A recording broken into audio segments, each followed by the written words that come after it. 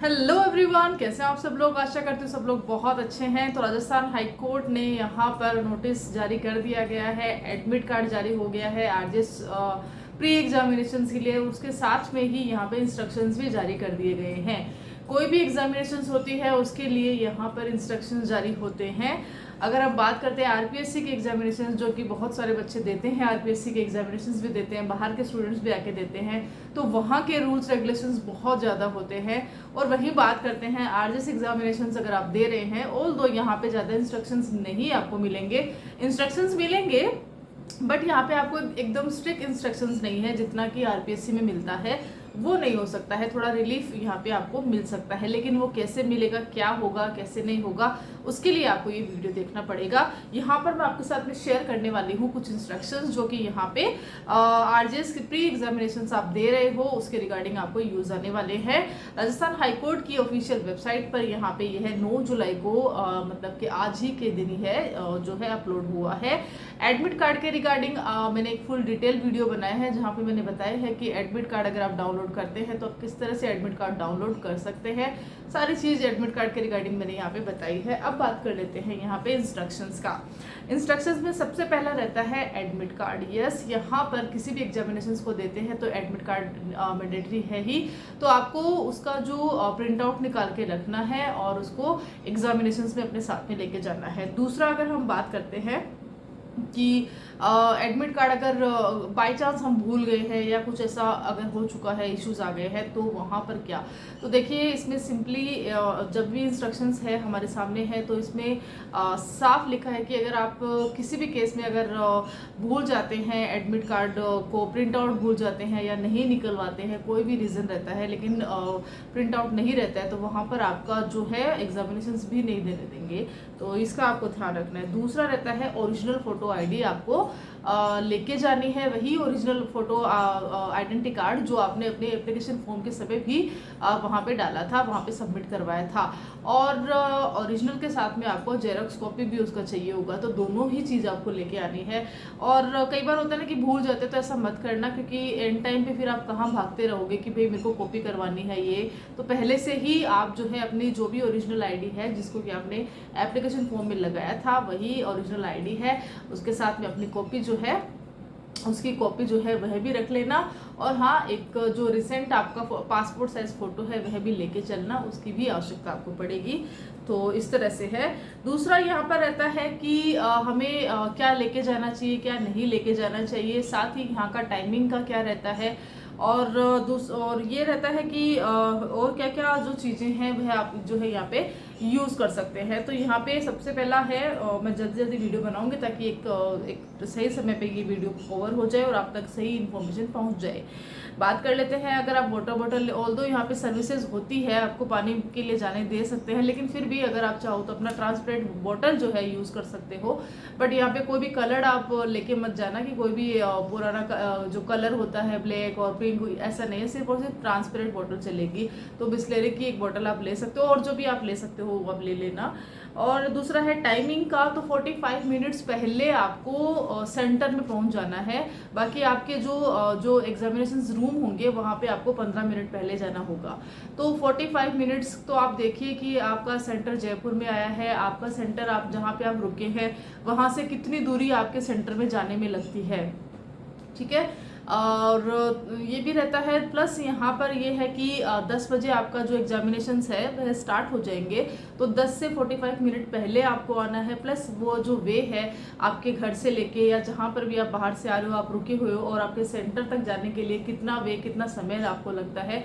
और हाँ, मेन है कि अभी मॉनसून सीजन भी चल रहा है राजस्थान में, जयपुर में, तो काफ़ी इश्यूज हो सकते हैं। संडे का दिन रहेगा, ट्रैफिक भी रह सकता है, एग्जामिनेशंस भी है, तो कहीं ना कहीं एक जो 45 मिनट्स है उसको आप थोड़ा सीरियस लेना और कोशिश करना कि आप जो है अपने घरों से, अगर कम दूरी है तो ठीक है, उस हिसाब से देखना। बाकी 8 बजे के बाद कोशिश करना कि आप अपने घरों से निकल जाओ।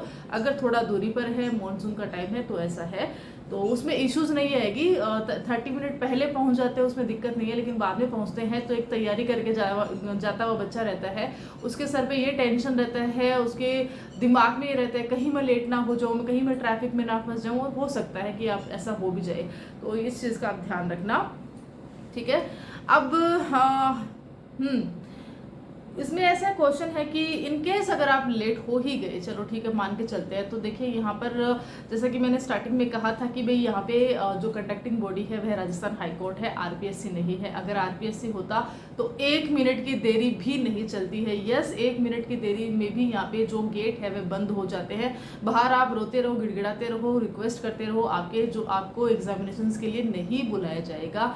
कोई भी जेन्युइन रीजन भी होगा, मेडिकल भी होगा, तब भी आपको वहाँ पे अलाउ नहीं किया जाएगा। लेकिन यहाँ पर ये चीज़ अलाउ करी गई है कि अगर आपको कोई जेन्युइन रीजन है तो यहाँ पे नोडल ऑफिसर्स रहते हैं और उसके अलावा जो सुपरिटेंडेंट रहते हैं जहाँ भी सेंटर के, उनसे आप बात कर सकते हो। उनको आप अपनी जो भी आपका इशू रहता है उसके रिगार्डिंग अगर आप उनको सेटिस्फाई कर देते हो तो वो आपको यहाँ पे अलाउ कर सकते हैं। तो कहीं ना कहीं एक रिलीफ है इसके रिगार्डिंग, बट कोशिश करना कि भाई लेट हो ही ना, इस तरह की नौबत ना आए, क्योंकि पता नहीं चलता ना कि 10 लोग एक साथ में लेट हो रहे हैं और वहाँ पे नोडल ऑफिसर का भी अलग ही मूड हो जाता है, तो वहाँ पे उसका भी देखना पड़ता है।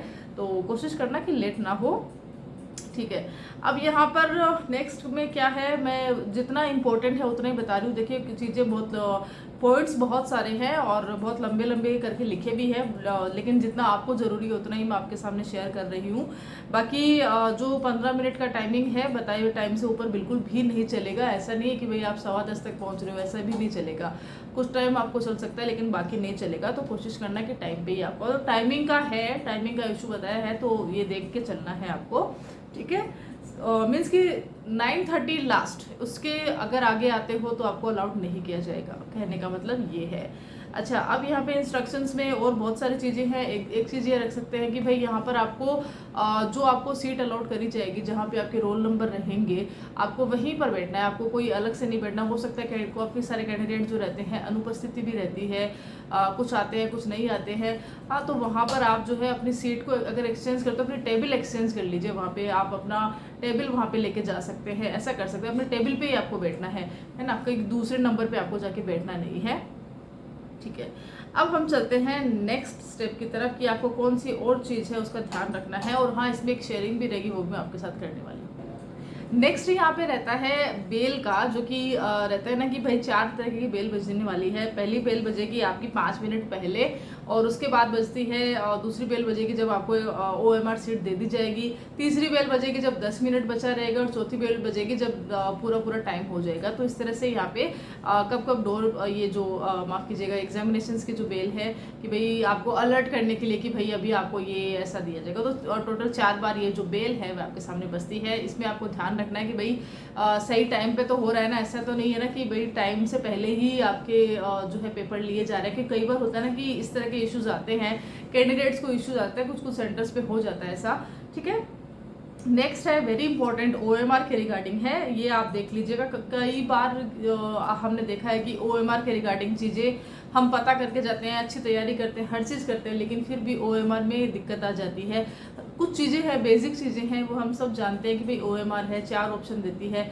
अब यहाँ पर सबसे बेस्ट है कि हमें यहाँ पे 4 ही ऑप्शन मिलेंगे, क्योंकि हम RPSC के एग्जामिनेशन नहीं दे रहे हैं, वहाँ पे हमें 5 मिलते हैं। थोड़ा कन्फ्यूजन उधर रहता है OMR को लेके, बट यहाँ पे कन्फ्यूजन नहीं रहेगा, ठीक है। आपको यहाँ पे 4 ऑप्शन दिए जाएंगे। अब ऐसा है कि भाई आपको डार्कन अच्छे से, अब इसमें इंस्ट्रक्शंस में क्या बता रखा है इंपॉर्टेंट, आपके सामने यहाँ पे बता देती हूँ कि कुछ भी अगर आपको वहाँ पे आपका नाम, पता, फादर्स नेम, रोल नंबर सब रहता है, तो आपको एकदम करेक्ट लिखना है, सही जगह पे लिखना है, और रीचेक करना है कि हाँ भाई मैंने करेक्ट किया है नहीं करा है। कोशिश करो कि एक बार ढंग से देख के ही करना है, जल्दीबाजी बिल्कुल भी नहीं करनी है। अगर गलत हो जाता है तो इसमें आपका फॉल्ट हो जाएगा भाई। दूसरा ये रहता है कि हाँ, आपको यस आपको यहाँ पे जो गोला भरने का होता है तो आपको उसको डार्क करना है, आपको आधा अधूरा, ये सब जो नॉर्मल OMR के इंस्ट्रक्शंस रहते हैं वो आपको सारे फॉलो करने ही हैं। डबल नहीं करना है, किसी में जाके डबल कर दिया है। और कोशिश करना कि भाई कई बार होता है ना कि हम लाइन से हम करते रहते हैं लेकिन फिर ध्यान में नहीं रहता, तो ये भी आप देखते रहना कि भाई मैं सही तो कर रहा हूँ ना। ज़्यादा डार्क नहीं करना है और तो ज़्यादा लाइट भी नहीं करना है, सही सही आपको करना है। आपकी पीछे आपको कार्बन कॉपी में वह आपको पता चल जाता है कि भाई मेरा डार्क किया हुआ है नहीं किया हुआ है। कार्बन कॉपी में कभी भी जो है ना वो फिक्स पता चल जाएगा आपको, तो उस हिसाब से ही करना है, तो उसका ही नंबर आपको यहाँ पे मिलेगा। ये चीज़ आपको ध्यान में रखनी है। बाकी ब्लैंक तो ये है ब्लैक और ब्लू पेन का ही आपको यहाँ पे यूज़ करना है। वेरी इंपॉर्टेंट है, आगे इंस्ट्रक्शन में भी आएगा। इंक जो पेन होती है अगर आप वो लेके जाते हो तो वो अलाउड नहीं किया जाएगा। तो कोशिश करना है कि आपको जो है बॉल पेन ही लेके जाना है, वरना आपका नंबर ही नहीं मिलेंगे भाई, वहाँ पे आपको ये देखना पड़ेगा, ठीक है। बाकी यही है क्वेश्चन में। और इम्पोर्टेंट इस चीज़ में मुझे लग रहा है 30 मिनट पहले आपको यहाँ पे अलाउड कर दिया जाएगा कि भाई ठीक है एग्ज़ाम हो चुकी है, 30 मिनट बाकी है, मतलब कि 9:30 बजे तक आपको सॉरी यहाँ पे 12 बजे आपका एग्जामिनेशन ख़त्म होता है, तो 11:30 तक आपको यहाँ पे अलाउड कर देंगे। अगर आपका एग्ज़ाम हो गया है तो भाई आप अपने घर जा सकते हो, कोई इश्यूज़ है नहीं।